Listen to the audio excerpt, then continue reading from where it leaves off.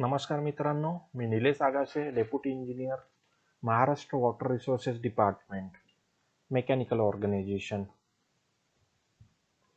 मी आपल्याला आज MES बद्दल सांगणार आहे. Maharashtra engineering services MPSC through आता 18 फेब्रुवारीला एक ॲडव्हर्टाइजमेंट आलेली आहे. त्यामध्ये असिस्टंट इंजिनियर ग्रुप बी ही पोस्ट निघालेली आहे. तर त्याबद्दल मी आपल्याला मेकॅनिकल रिलेटेड पोस्टबद्दल माहिती देणार आहे. Maharashtra engineering service examination MESE त्यामध्ये एक पोस्ट दिलेली आहे, सहाय्यक अभियंता गट ब ही पोस्ट दिलेली आहे आणि त्यासाठी रिक्वायरमेंट आहे यांत्रिकीची, म्हणजे मेकॅनिकल ब्रँचची. तर यांत्रिकीबद्दल सांगायचं झालं तर इरिगेशन डिपार्टमेंटमध्ये WRD म्हणजे जलसंपदा विभागाच्या आधीचं नाव हा पाटबंधारे विभाग किंवा इरिगेशन डिपार्टमेंट असा होता. आता त्याचे नाव बदलून वॉटर रिसोर्सेस डिपार्टमेंट झालेलं आहे. तर सहाय्यक अभियंता श्रेणी 2 म्हणतात ग्रुप क्लास 2 असिस्टंट इंजिनियरला, किंवा असिस्टंट इंजिनियर ग्रेड 2ला AE2 पण म्हटलं जाते डिपार्टमेंटमध्ये आल्यानंतर. तर AE2च्या रिक्रुटमेंटबद्दल सांगायचं झालं तर AE2च्या रिक्रुटमेंट थ्रू आपल्याला 3 डिपार्टमेंटमध्ये एंट्री मिळू शकते. पहिला आहे वॉटर रिसोर्सेस डिपार्टमेंट, दुसरा आहे पब्लिक वर्क्स डिपार्टमेंट, तिसरा आहे महाराष्ट्र जीवन प्राधिकरण. पण मेन डिपार्टमेंट आपलं राहील तर ते वॉटर रिसोर्सेस डिपार्टमेंट. बाकी डिपार्टमेंटला आपण ऑन डेप्युटेशन जाऊ शकता, जसं की पब्लिक PWDला आहे, MJPला आहात, तुम्ही जाऊ शकता. पण तुमचा मेन डिपार्टमेंट राहणार तो वॉटर रिसोर्सेस डिपार्टमेंट. त्यानंतर डिपार्टमेंटमध्ये आल्यानंतर कोणत्या लेवलवर आपली एंट्री होणार आणि कोणते कोणते हेरार्ची कशी राहणार डिपार्टमेंटची त्याबद्दल मी सांगतोय. सर्वात वरचं पद आहे ते चीफ इंजिनियर, त्यानंतर आहे सुपरिटेंडिंग इंजिनियर, त्यानंतर येतात एक्झिक्युटिव्ह इंजिनियर, त्यानंतर येतात डेप्युटी इंजिनियर. त्यांना 3 नावाने 3 पोस्ट दिलेल्या जातात डेप्युटी इंजिनियर लेवलवर. Deputy engineer, deputy executive engineer, assistant superintending engineer. Deputy engineer हे सब डिव्हिजनचे हेड असतात, तर डेप्युटी एक्झिक्युटिव्ह इंजिनियर हे डिव्हिजनल ऑफिसमध्ये म्हणजेच एक्झिक्युटिव्ह इंजिनियर ऑफिसमध्ये एक ॲडमिनिस्ट्रेटिव्ह कामं करतात. त्यानंतर असिस्टंट सुपरिटेंडिंग इंजिनियर हे सुपरिटेंडिंग इंजिनियर ऑफिस म्हणजे सर्कल ऑफिसमध्ये डेप्युटी इंजिनियर लेवलचेच पदावर काम करतात. त्यानंतर येतात डेप्युटी इंजिनियरच्या खाली काम करतात असिस्टंट इंजिनियर ग्रेड 2, त्यानंतर सेक्शनल इंजिनियर, त्यानंतर ज्युनियर इंजिनियर्स. आपली रिक्रुटमेंट आहे असिस्टंट इंजिनियर ग्रेड 2 ही एंट्री लेवल आहे. Sectional engineer, junior engineer entry level आहे इरिगेशन डिपार्टमेंटमध्ये. Assistant engineer grade 2, sectional engineer हे इक्विव्हॅलेंट पोस्ट आहेत. फक्त फरक इतका आहे की सेक्शनल इंजिनियर हे ज्युनियर इंजिनियर कोट्यातून येतात. ज्युनियर इंजिनियर हे लोकल एक्झामिनेशन थ्रू यांची रिक्रुटमेंट झाल्यानंतर सेक्शनल इंजिनियर बनतात 5 वर्षानंतर, आणि असिस्टंट इंजिनियर ग्रेड 2च्या बरोबरीत येतात. एका सब डिव्हिजनला 3 ते 4 असिस्टंट इंजिनियर किंवा सेक्शनल इंजिनियर असतात. जलसंपदा विभागाची रचना. जलसंपदा विभागामध्ये तुम्ही बघितलं असेल, इरिगेशन डिपार्टमेंटला तर सिव्हिल इंजिनियर्स, मेकॅनिकल आणि इलेक्ट्रिकलच्या कोणाला काही माहिती पण नसते. पण असं काही नाही, मेकॅनिकलला पण काही कामे आहेत, इलेक्ट्रिकलचे पण कामे आहे. तर त्यामध्ये ऑलमोस्ट आपण बघितलं तर सिव्हिल इंजिनिअरिंगचं कॉन्ट्रीब्युशन किंवा त्यांची स्ट्रेंथ ही 85% आहे पूर्ण डिपार्टमेंटमध्ये. तर मेकॅनिकलची स्ट्रेंथ ही 10% आहे. तर इलेक्ट्रिकलची स्ट्रेंथ ऑलमोस्ट 5 ते 6% आहे. तर अशा प्रकारे जलसंपदा विभाग 3 विंग्समध्ये विभागले गेलेले आहे, सिव्हिल, मेकॅनिकल आणि इलेक्ट्रिकल. तिघांचे पण काम एकमेकांना कोऑपरेट करण्याचे असते. त्यानंतर जलसंपदा यांत्रिक विभागाची रचना. जलसंपदा मेकॅनिकल, इरिगेशन मेकॅनिकलमध्ये किती इंजिनियर्स आहेत आणि कोणत्या कोणत्या पोस्ट आहेत त्याबद्दल आपण बघू. इरिगेशन मेकॅनिकलमध्ये चीफ इंजिनियर ही पूर्ण महाराष्ट्रामध्ये एकच पोस्ट आहे. तर सुपरिटेंडिंग इंजिनियरचे 7 पोस्ट आहेत. सुपरिटेंडिंग इंजिनियर 7 मध्ये 5 सुपरिटेंडिंग इंजिनियर्स हे इरिगेशन WRD साठी काम करतात, एक सुपरिटेंडिंग इंजिनियर हे PWD साठी काम करतात, एक हेल्थ डिपार्टमेंटमध्ये. त्यानंतर एक्झिक्युटिव्ह इंजिनियर्सचे पोस्ट आहेत 50, नॉट एक्झॅक्टली 50 पण 45 ते 50च्या मध्ये हा फिगर आहे. त्यानंतर जवळपास 220 डेप्युटी इंजिनियर आहेत मेकॅनिकल विंगमध्ये. त्यानंतर assistant engineer grade two number of post sanction post almost 300 आहेत. तर सेक्शनल इंजिनियर ज्युनियर इंजिनियर्स करिता 400 पोस्ट आहेत. पूर्णच्या पूर्ण भरलेले असतील असं काही नाही, पण हे सँक्शन पोस्ट इतक्या आजच्या तारखेमध्ये जलसंपदा विभाग यांत्रिकीमध्ये आहेत. त्यानंतर पूर्ण जलसंपदा विभाग घेतला तर खूप मोठा डिपार्टमेंट आहे. ऑलमोस्ट 50,000 लोक आहेत पूर्ण जलसंपदा विभागामध्ये. त्यामध्ये क्लरिकल स्टाफ पण आला, टेक्निकल आला. टेक्निकल म्हणजे इंजिनियर्स आले आणि काही ॲडमिनिस्ट्रेटिव्ह म्हणजे मंत्रालय लेवलवर सचिव लेवलचे लोक, ते काही IAS कॅडरचे असतात किंवा आपले चीफ इंजिनियर वगैरे प्रमोट होऊन जातात. असे 50,000चा स्टाफ जलसंपदा विभागामध्ये आहे. त्यानंतर आता आपण एक्झाम द्यायला चाललो आहे AE2ची MPSC थ्रू, तर आपल्याला विचार येतात कधी कधी की आपला ही एक्झाम दिल्यानंतर किती सॅलरी मिळेल, आपला करिअर कसा राहणार, काय प्रॉस्पेक्ट राहणार, कोणत्या कोणत्या आपल्याला बेनिफिट्स मिळतील, कोणत्या ड्युटीज मिळतील. तर त्याबद्दल मी आपल्याला सांगणार आहे करिअर प्रॉस्पेक्ट. सर्वात आधी एंट्री लेवलवर आपल्याकडे आहे 3 एंट्री लेवल्स आहे इरिगेशन मेकॅनिकलमध्ये येण्याकरिता. सर्वात पहिला आहे JE रिक्रुटमेंट, जी लोकल चीफ इंजिनियर ऑफिस कधी कधी रिक्रुटमेंट काढतात. ज्युनियर इंजिनियर ते डिप्लोमा इंजिनियरची पोस्ट आहे. त्यानंतर दुसरी रिक्रुटमेंट असते MPSC थ्रू, जी आता ॲडव्हर्टाइजमेंट आलेली आहे. MPSC थ्रू आपण AE2 म्हणून सिलेक्ट होऊ शकतो. त्यानंतर तिसरी एंट्री लेवल आहे डेप्युटी इंजिनियर. डायरेक्ट डेप्युटी इंजिनियर्सच्या पण जागा निघतात, ती क्लास 1 पोस्ट आहे. तर असे 3 एंट्री लेवल आहे. त्यानंतर AE2च्या प्रमोशन 5 ते 7 वर्षात डेप्युटी इंजिनियर म्हणून होऊ शकतो. जेही 5 वर्षानंतर शाखा अभियंता बनतात, त्यांना सेक्शनल इंजिनियर म्हणतात. त्यांच्या पण डेप्युटी इंजिनियर म्हणून प्रमोशन होतं, पण त्यांचं प्रमोशन थोडं स्लो आहे. त्यानंतर डायरेक्ट डेप्युटी इंजिनियर पण येतात. असं पूर्ण डेप्युटी इंजिनियर 220 डेप्युटी इंजिनियर्स हे 1/3 1/3 1/3 अशा कोट्यामध्ये डिस्ट्रीब्यूट केलेले आहे. AE2 कोट्यातून 1/3 डेप्युटी इंजिनियर बनणार. त्यानंतर 10 ते 12 वर्ष काम केल्यानंतर डेप्युटी इंजिनियर एक्झिक्युटिव्ह इंजिनियर प्रमोशनसाठी एलिजिबल होतात आणि एक्झिक्युटिव्ह इंजिनियर बनतात. ते एक्झिक्युटिव्ह इंजिनियर डिव्हिजन लेवलवर किंवा मंत्रालयामध्ये अंडर सेक्रेटरी लेवलवर काम करू शकतात. त्यानंतर येतात सुपरिटेंडिंग इंजिनियर. एक्झिक्युटिव्ह इंजिनियर 10 ते 12 वर्षाच्या सर्व्हिस नंतर सुपरिटेंडिंग इंजिनियर बनू शकतात. त्यानंतर 6 ते 7 वर्षानंतर सुपरिटेंडिंग इंजिनियर चीफ इंजिनियर बनू शकतात. तुम्हाला माहीत असेल कोणत्याही ऑर्गनायझेशनचं स्ट्रक्चर हा पिरॅमिड शेप असतो. सर्वात खाली जास्त लोक असतात आणि सर्वात टॉपवर खूप कमी लोक असतात, कदाचित सिंगल. तर त्याचप्रमाणे खालून वर जाताना नंबर ऑफ पोस्ट कमी होतात. तर त्यामुळे सर्वचे सर्व प्रमोट होतील याबद्दल आपण बोलू शकत नाही काही. It depends upon your seniority in the merit list. तर ह्या प्रकारचं करिअर प्रॉस्पेक्ट आहे. Deputy engineer promoted to executive engineer after 10 to 12 years of deputy engineer service. त्यानंतर असिस्टंट इंजिनियर ग्रेड 2चं काय करिअर आहे, promoted to deputy engineer as per seniority of AE2. त्यानंतर तेच एक्झिक्युटिव्ह इंजिनियर होऊ शकतात 10 वर्षानंतर. Sectional engineer promoted to deputy engineer as per seniority of JE. Junior engineer upgraded to sectional engineer after 5 years of service. तर अशा प्रकारचे services आहे.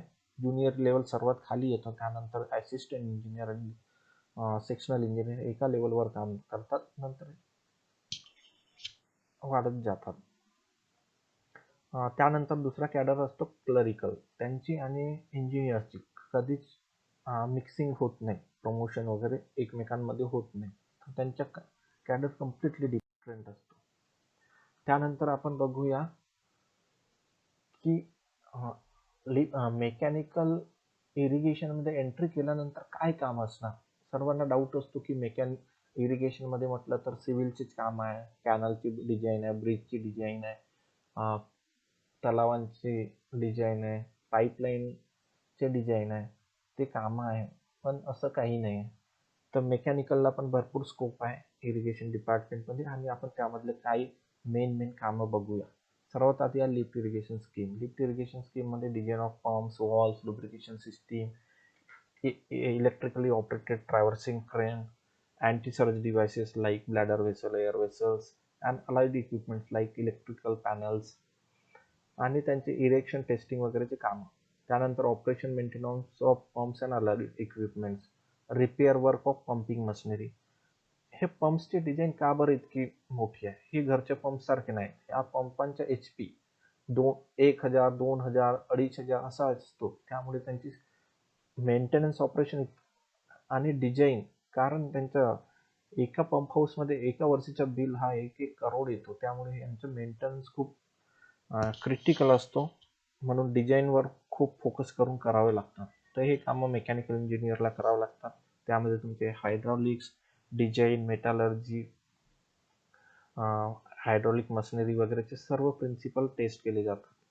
त्यानंतर आहे गेट्स बघितले असेल आपण, डॅम गेट, बॅरेजचे गेट, त्यांच्यावरची हॉइस्ट अरेंजमेंट, एकतर रोप ड्राईव्ह असेल, वायर रोप ड्राईव्ह असेल किंवा हायड्रॉलिक ड्राईव्ह असेल, त्यांचे डिझाईन करणे, त्यांचे इरेक्शन करणे, त्यांचे ऑपरेशन करणे, मेंटेनन्स करणे, हे पण कामं मेकॅनिकल मार्फत केल्या जातात.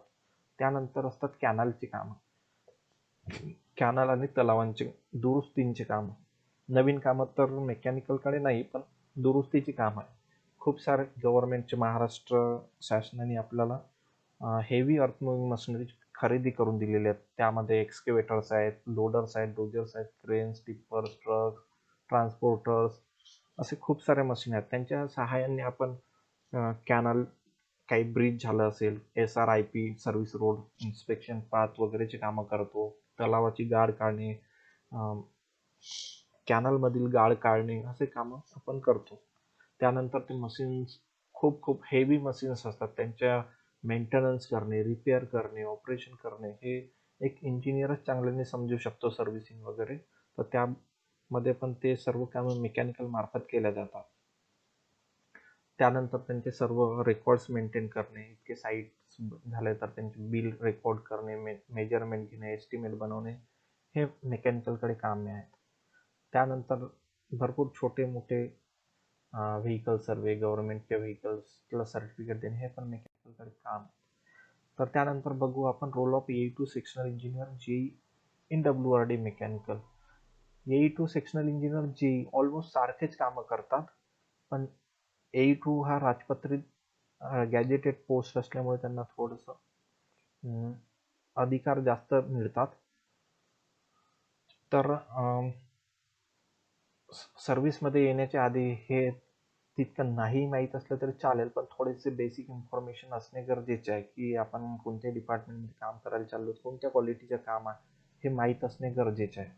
म्हणून मी आपल्याला बेसिकमध्ये सांगणार आहे की AE2 किंवा सेक्शनल इंजिनियरला कामे एकतर ते ऑफिसर्स आहेत, डिपार्टमेंटचे ऑफिसर्स आहेत. त्यांना एस्टिमेट्स बनवावे लागतात होणाऱ्या कामांबद्दल. त्यानंतर ते एस्टिमेट झाल्यानंतर कॉन्ट्रॅक्टरकडून काम करून घेणे, त्यानंतर काम झालेल्या कामांचे मेजरमेंट्स घेणे, टेंडर्स लावायचे असतील तर त्यासाठी DTP, ड्राफ्ट टेंडर पेपर्स तयार करणे,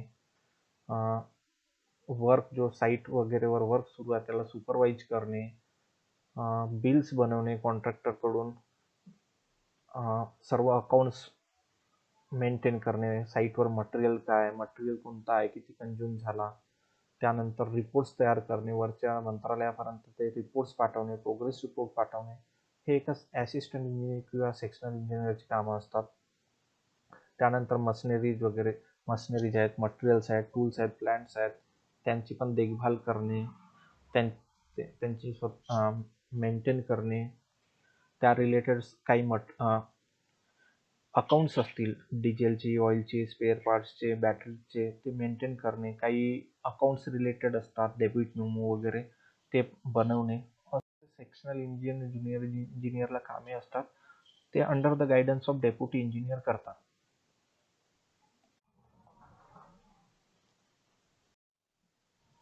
सॅलरी किती मिळणार आहे असिस्टंट इंजिनियर ग्रेड टूला? At the start of your career you will get almost basic salary of 41,800. तुम्हाला ॲडव्हर्टाइजमेंटमध्ये दिलेलं असेल ही बेसिक सॅलरी राहणार म्हणून. आजच्या डेटनुसार डिअरनेस अलाउन्सेस DA 31% आहे महाराष्ट्रामध्ये. त्यानंतर नागपूर सारख्या मिड लेवलच्या सिटीमध्ये 18% HRA मिळतो. ट्रॅव्हलिंग अलाउन्सेस मिळतात 1200-1300 रुपये. DCPSच्या कॉन्ट्रीब्युशन हा तुमच्या अकाउंटला मिळतो, तर ते 14% आता गव्हर्नमेंट देत आहे. तर ऑलमोस्ट असं 70,000 रुपये आपल्याला ग्रॉस सॅलरी मिळते आणि इन हँड सॅलरी समजून घ्या की 60,000 रुपये. हा HRA हा सिटीनुसार बदलत जातो. मुंबई पुण्यामध्ये जास्त होतो, छोटी सिटीज आहेत चंद्रपूर, अमरावती वगैरे तिथे थोडा कमी होतो. तर 60,000 रुपये मिनिमम आपल्याला सॅलरी मिळेल. त्यानंतर आपण MPSCच्या एक्झामबद्दल बोलू. MPSC एक्झाम पॅटर्न कसा राहणार AE2 मध्ये? तर आपल्याला मी सांगितलं आहे 2 एंट्री लेवल आहे. 2 एक्झाम देऊ शकता आपण. Maharashtra engineering mechanical services examination group E, तिथून आपण डेप्युटी इंजिनियर बनवू शकता, पण आता ॲडव्हर्टाइजमेंट आलेली नाही आहे. दुसरी एक्झाम आहे Maharashtra engineering mechanical services examination group B, MESC B for AE2 post. तर आपल्याला ही ॲडव्हर्टाइजमेंट आलेली आहे 18 फेब्रुवारी. त्यानुसार आता आपण MESC ग्रुप B AE2 पोस्टची बद्दल बोलणार आहोत. एक्झामिनेशन पॅटर्न काय आहे? 3 एक्झाम्स द्यायचे आपल्याला. एक पहिली आहे प्रिलिम्स, त्यानंतर मेन्स एक्झाम, त्यानंतर इंटरव्ह्यू. तर प्रिलिमिनरीमध्ये आपल्याला 200 मार्क्सचा पेपर आहे. 100 क्वेश्चन राहणार आहे 2 तासामध्ये. सिलेबस आपल्याला वेबसाईटवर मिळून जाईल MPSCच्या. त्यानंतर होणार आहे मेन एक्झामिनेशन. त्यामध्ये कम्प्लिटली टेक्निकल क्वेश्चन राहणार. प्रिलिम्समध्ये तरी हा कॉमन आहे RFO वगैरे सोबत, ॲग्रिकल्चर ऑफिसर सोबत, तर त्यामुळे कॉमन क्वेश्चन्स राहणार GKचे, मराठी इंग्लिश रिलेटेड. पण मेन एक्झामिनेशनमध्ये आपल्याला पूर्ण कम्प्लिटली मेकॅनिकल इंजिनिअरिंगचे क्वेश्चन्स राहणार. 2 पेपर 200 मार्क्सचे, 2-2 तास. कम्प्लिटली ऑब्जेक्टिव्ह टाईप, कोणताही लिहिण्याची गरज नाही. ABCD 4 पैकी एकच ऑप्शन द्यायचे आपल्याला. सिलेबस आपल्याला वेबसाईटवर दिलेला आहे. 2 पेपरमध्ये, पहिल्या पेपरमध्ये फ्लुइड मेकॅनिक्स आणि thermal related, strength of theory of machine, इतका आपल्याला सिलेबस माहीतच असेल. त्याचे वेटेज ऑलमोस्ट याच प्रकारे राहणार आहे. तुम्ही बघून घ्या मागचे प्रिव्हियस इयर क्वेश्चन पेपर्स. मेकॅनिकलचे याआधी अशा पॅटर्नमध्ये एक्झाम झालेली नव्हती, प्रिलिम्स किंवा मेन्स वगैरे. डायरेक्ट 2 पेपर व्हायचे, त्यानंतर इंटरव्ह्यू 50 मार्काचा MPSC ऑफिस मुंबई इथे होतो. त्यासाठी जास्त प्रिपरेशनची गरज नाही, पण बेसिक कन्सेप्ट आपल्याला बरोबर पाहिजे. त्यानंतर most of the focus of interview is on your personality. म्हणजे तुम्हाला काही GKचे क्वेश्चन, तुमच्या कॉन्फिडन्स लेवल चेक करतील, काही टेक्निकल स्किल्स चेक करतील. 10 ते 20-30 मिनिट होतं. हा depends on candidate and that panel.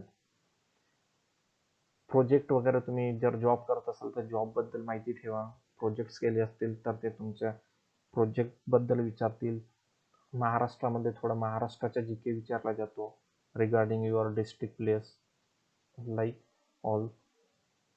तर असे 450 पैकी तुम्हाला फायनलमध्ये स्कोअर करायचे आहे. तुमच्या प्रिलिम्सचे मार्क्स तुमच्या फायनल मार्क्समध्ये काउंट होणार नाही, फक्त ते क्वालिफाईंग मार्क्स राहणार. प्रिलिम्समध्ये काय 4 सेंटर आहे, औरंगाबाद, मुंबई, नागपूर आणि पुणे. त्यानंतर preliminary examination is just screening test. त्यांचे मार्क्स तुमचे कन्सिडर होणार नाही किंवा तुम्हाला सांगण्यात पण येणार नाही. पण त्याशिवाय तुम्ही मेन्सला बसू शकणार नाही क्वालिफाय केल्याशिवाय.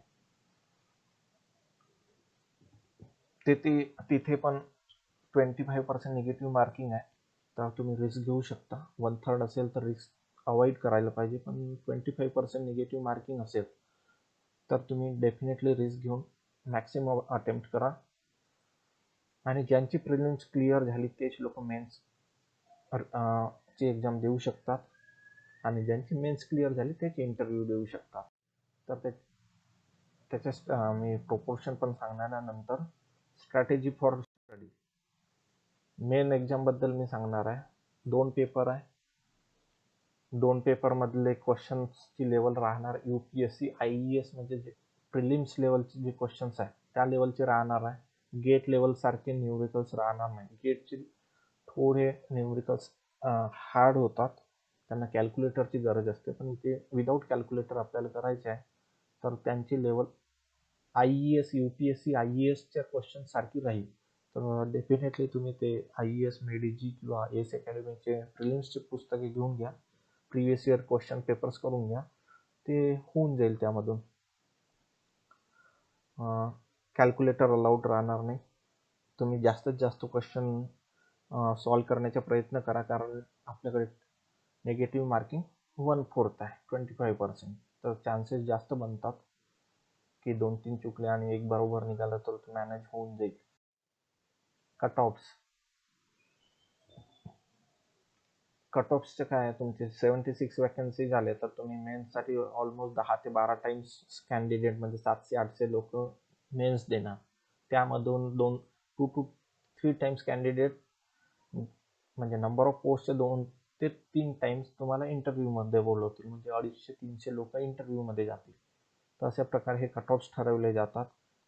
कधी कधी मिनिमम पर्सेंटाईल असतो मेन एक्झाममध्ये पर्सेंटाईलचा, की जनरल कॅन्डिडेटला मिनिमम 35% मार्क्स आले पाहिजे टोटल मार्क्सचे.